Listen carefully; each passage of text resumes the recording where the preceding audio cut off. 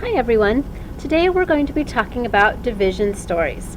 Our essential question is, how do I solve division story problems? So when we look at solving division problems, we're going to be using number models that look like this. So let's talk about the three parts that we need to include within our number model. The first number that you see on there has a fancy name called a dividend. A dividend is the total number of items you have before you share them. The second number is the divisor. The divisor is the number of equal parts that you're trying to divide the dividend into, or the number in each equal part, like how many are in there. Our final number is our quotient.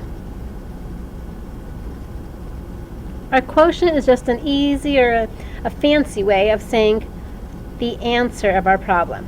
So we have our dividend, which is the total number before we share, the divisor, the number we're trying to divide it into, and the quotient, which is the answer. So as we start looking at number models, we're going to be looking at them through different story problems today. So let's take a look at our first story problem. 4 children want to share 12 pennies equally. How many pennies does each child get? The first thing you want to do is ask yourself, what is the question asking me? What am I trying to find out? And we can see that we're trying to find out how many pennies each child gets. The next thing we want to do is find out what information we already know. Well, we know that there are 4 children. And we know that they want to share 12 pennies. So we're going to use this information now to plug into our little chart here. So we know that we have 12 pennies in all. So we're going to put pennies in all in this last box. And we're going to have 12 of them, so we can put that right here. We also know that we have 4 children. That's how many children there are. So let's put that one over here. And the thing we're trying to find out is how many pennies each child gets. So we need to put in here pennies per child.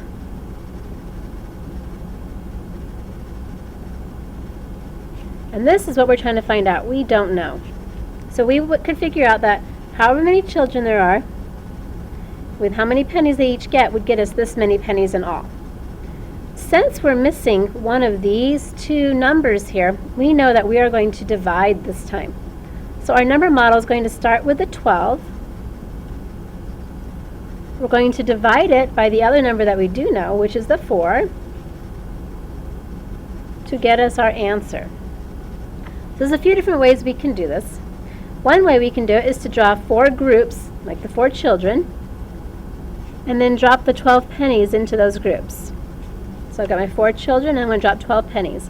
1, 2, 3, 4, 5, 6, 7, 8, 9, 10, 11, 12. And I can see that each child has 3 pennies. So my answer is going to be 3. Another way you could do it is to make an array. So we could start with our 4 children. Those are our 4 groups. And now we're going to drop these 12 pennies into there. So I already have 4, 5, 6, 7, 8, 9, 10, 11, 12. And then I can see that each child has 3 pennies once again. So either of these methods will work, just depending on how you want to solve it. There's another example here of another story problem for you. Sarah wants to share 30 dog biscuits with her 5 dogs. How many biscuits will each dog get? Go ahead and pause the video and try this problem on your own.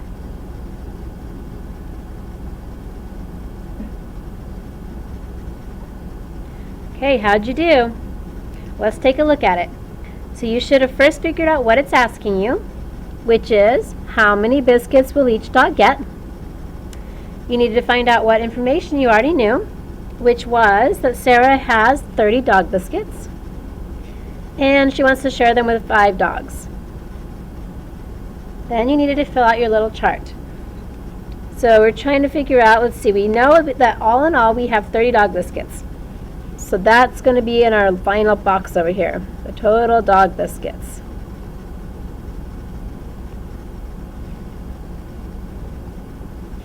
And then We also know that she has 5 dogs. So we're going to put the number of dogs over here.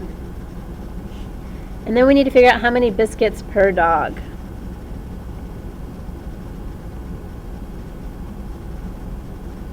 We can go ahead and fill in those numbers. So we know there's 30 dog biscuits. There are 5 dogs. And we do not know how many biscuits per dog. Your number model should have been 30 divided by 5, because those are the numbers we have, and it equals something. And then you could have done either an array, or you could have done some groups for them. So I'm going to do groups on this one. 1, 2, 3, 4, 5, because I have 5 dogs. I'm going to drop 30 dog biscuits into these 5 dogs. So 1, 2, 3, 4, 5, 6, 7, 8, 9, 10, 11, 12, 13, 14, 15, 16, 17, 18, 19, 20, 21, 22, 23, 24, 25, 26, 27, 28, 29, and 30. So I can see now that each dog is going to get 6 dog biscuits. So how'd you do? Did you get the correct answer also? One more thing we want to make sure that we do when we are writing these problems is after you've figured out your number model and filled all this in, you need to actually write the answer. So on this one up here, we're going to go back and we're going to write that each child got 3 pennies. So the answer would be 3 pennies. Don't forget that unit when you're writing your answer. On the bottom one down here, each dog is getting 6 biscuits. So this is actually answering the final question here. But once again, I have my label there. But now the question is, what if the numbers don't divide out evenly? Up above, these divided exactly out. Everybody had the same amount of groups. There were no leftovers. What if that doesn't happen? So let's take a look at this example of it. 23 candles are arranged in 3 with 3 in each row. How many rows are there? So we're trying to find out how many rows there are. We know there are 23 candles, that there's 3 in each row. So we're going to put our total candles here.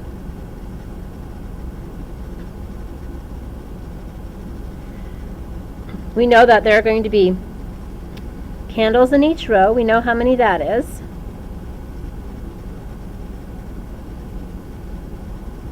We just don't know how many rows there are.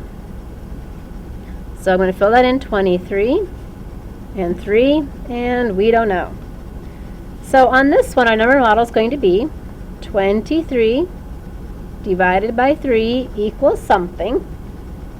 And we're going to go ahead and make these rows this time just to see. So we'll do our array. So 3 in each row. So 1, 2, 3, that's 1 row. 4, 5, 6, 7, 8, 9, 10, 11, 12, 13, 14, 15, 16, 17, 18, 19, 20, 21. And then I end up with not enough to make another row. I only have 2 left over. There's 21. I'll put it up here, just come out of room. 22 and 23. But notice, these right here are not a full row. So that's telling me that it doesn't go into it equally because I can't make another full row. So to answer this question, I'm going to say that I have 1, 2, 3, 4, 5, 6, 7 full rows, which is my answer. Then I still have 2 leftovers, and we call those remainders. So I will write my answer with 7 with a remainder of 2. That shows me that's how many I have left over. So my answer on this one would be 7 rows with 2 extras, 2 left over, 2 remainders.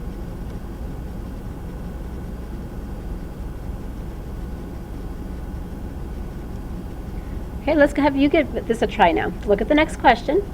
26 puppies are placed equally in 3 pens. How many puppies are there per pen? Go ahead and pause the video and try this one on your own. Okay, how'd you do? You should have underlined your question and circled that you have 26 puppies and that they're going to be in 3 pens. So you knew the total number of puppies. You knew how many pens there were. You just didn't know how many puppies per pen. So we can fill this in with 26 with 3 pens, and we don't know. So our number model is going to be 26 divided by 3 equals something. And then we can drop these into little circles like the pens. So let's try that. So there's 1 pen, 2 pens, 3 pens. So now we've got to drop 26 puppies into there. 1, 2, 3, 4, 5, 6, 7, 8, 9, 10, 11, 12, 13, 14, 15, 16, 17, 18, 19, 20, 21, 22, 23, 24, 25, 26. I'm missing one over here, which tells me those last 2 that I put in there, they can't be in there because I don't have enough to make it all even.